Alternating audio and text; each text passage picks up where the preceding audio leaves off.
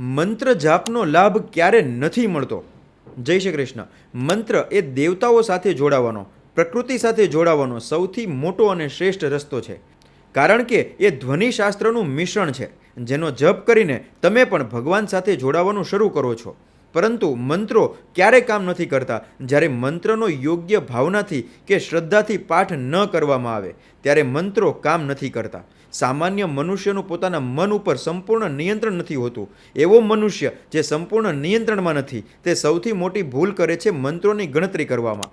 તે માળાના જપ ગણે છે કે ગણતરી કરે છે. આનાથી શું થાય કે ગણતરી આગળ વધી જાય અને મંત્ર એ પાછળ રહી જાય છે. આના જ કારણે તમે ગમે એટલા જપ કરો તેમ છતાં એનો લાભ નથી મળતો.